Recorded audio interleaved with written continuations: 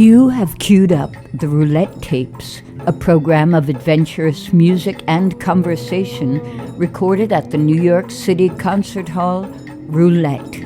You can hear thousands of concert recordings from Roulette's past and present and find news of upcoming events celebrating innovation and imagination at roulette.org. Aren't you curious?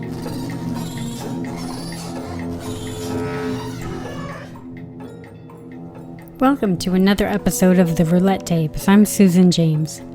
Pianist Matthew Shipp is hailed by critics and fans alike for his distinct style of playing and his innovative improvisations. In this episode, we'll hear samples of his work in solo concert and ensemble settings recorded at Roulette, as well as a track from his new CD, The Piano Equations. Matthew recently joined us by phone to discuss his Roulette performances. Let's listen.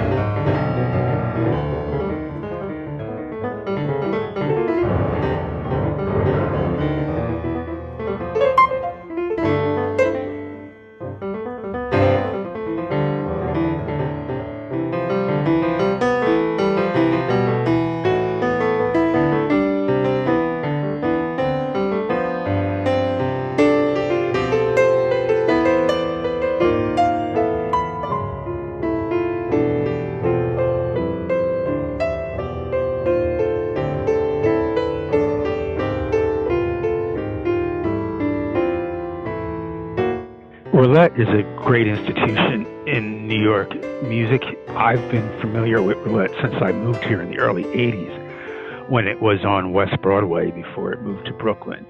And Jim Staley, who runs Roulette, has always been very gracious to me. And from the very beginning, when I started performing in New York, he's always, given me a platform for my music there. And over the years, I think to me, the one great thing about Roulette is it kind of predates like the Knitting Factory and Ishii Project Room and a lot of other New York performance spaces, but it's always been kind of a melting pot with all aspects of kind of, New York new music. It's always been like, racially very open. I mean, you have the people from the Lower East Side jazz scene who tend to usually be Afro-American performing there, and people that you associate more with John Zorn's school and stuff like that. So it's always been kind of everybody gets a platform there, everybody gets elevated there, and it's always just been a very, very cool situation. I've always enjoyed performing there, both when it was on West Broadway, when it moved to Soho, and now in its present incarnation in Brooklyn.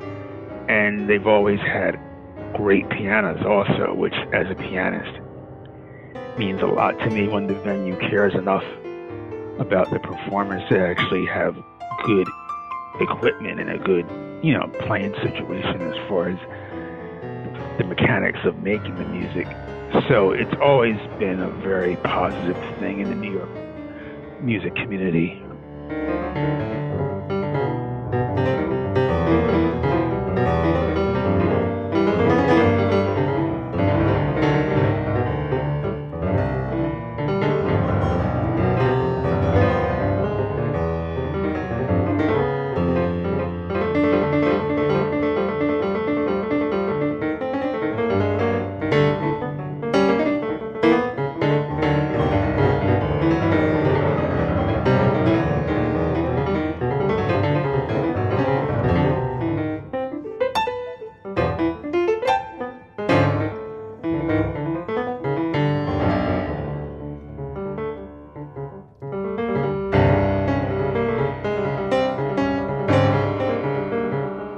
I've always been a very eclectic listener of music, both as a kid, as a teenager, as a young adult.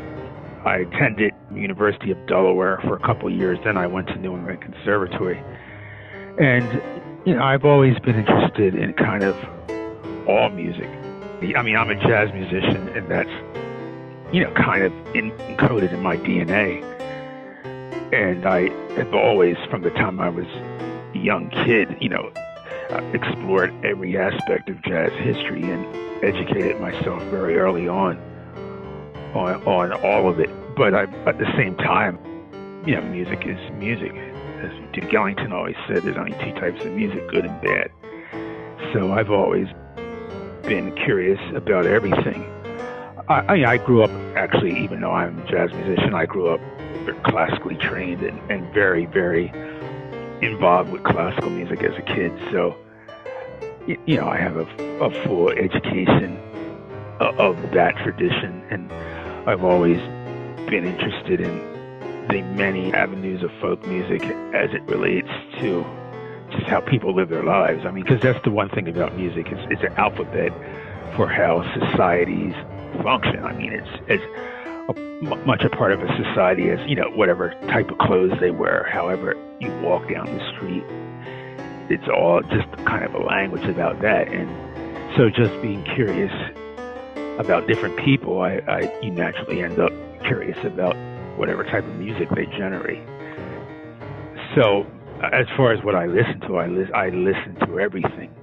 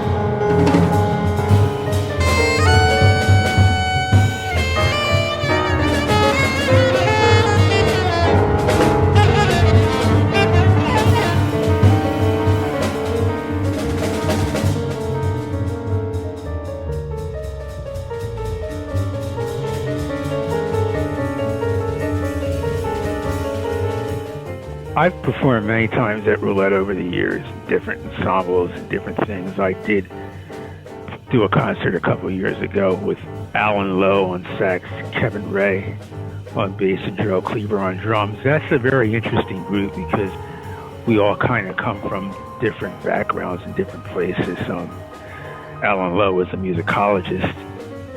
He's not associated with the, quote, jazz avant-garde, which I am more associated with that.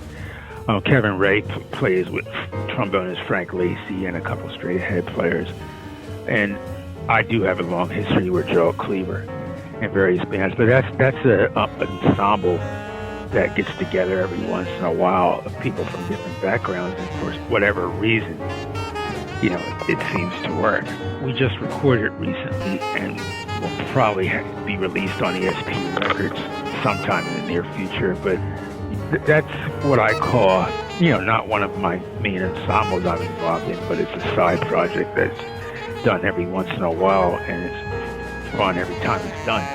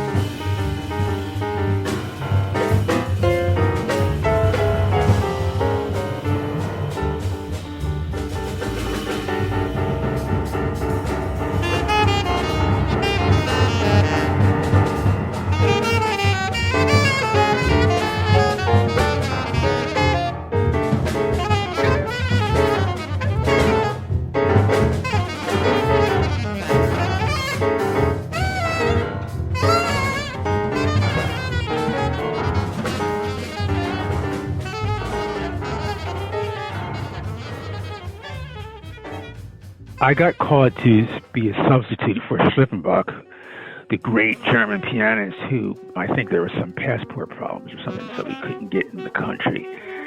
And it was his trio with Evan Parker and Paul Lytton, which, that trio tours a lot in Europe, and they're a known quantity. I was kind of nervous about that. Not nervous, I don't get nervous playing, but I was subbing for Schlippenbach in a trio that has a very extremely developed identity. And, I was concerned that a lot of fans that come out to hear that group want to hear Schlippenbach because, they're coming to hear that group. Now, I have a long history with Evan Parker. I've done a lot of duos with him, and I've, done extensive touring with Evan, but I had never played with Paul and Evan together. And that concert came off pretty well. I was pleasantly surprised that even though there were a lot of people there that were fans of that particular trio, and even if they might have been disappointed that Schlippenbach couldn't get in the country, they seemed to really enjoy what did go down that night. It felt very good on that level. But I play with Evan a lot, and that's playing with Evan Parker is one big part of my musical universe and part of my past history.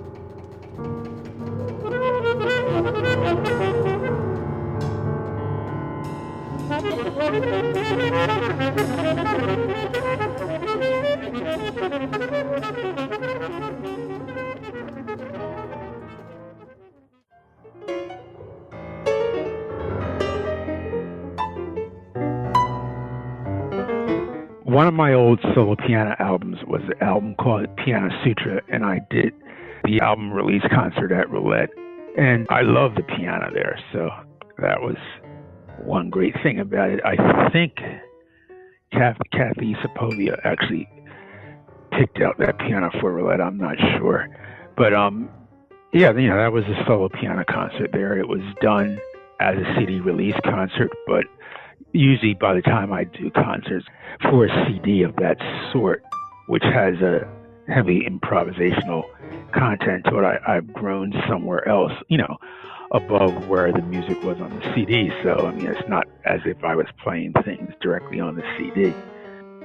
It served as an album release concert for that CD. And I remember, feeling very inspired with the concert hall setting that Roulette seems to engender there. That was a very positive experience for me.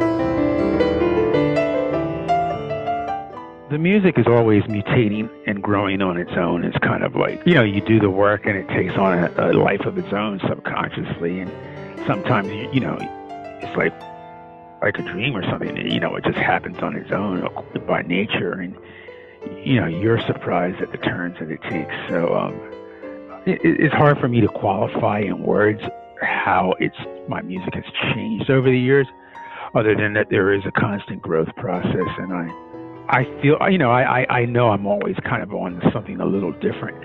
And I feel the older I get, the more poetic I get. Whereas, at one point of my life, I was more interested in being a disruptor.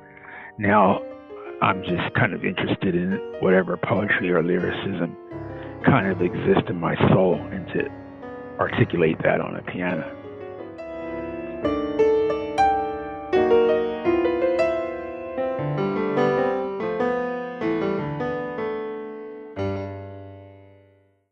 I have a new solo piano CD. It's called Piano Equation. It came out a couple months ago on a new label. The label is called Dow Forms.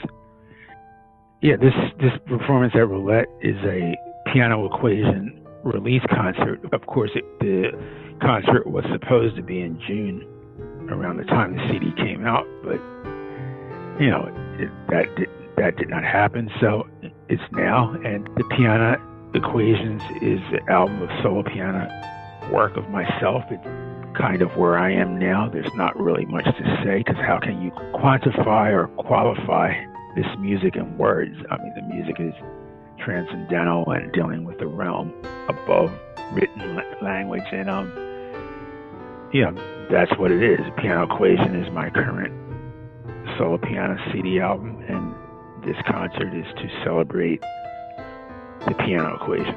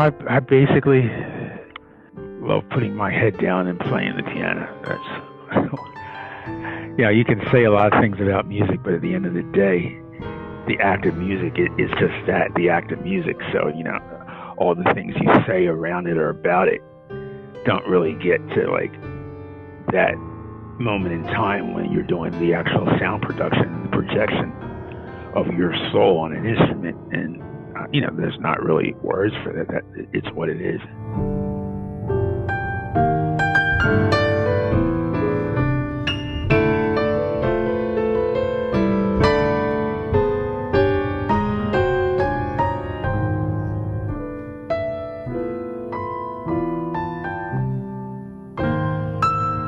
Title track from Matthew Shipp's new CD, The Piano Equations. Matthew will return to Roulette for a live stream performance on Saturday, October 17th, 2020 as part of Roulette's virtual ball concert series.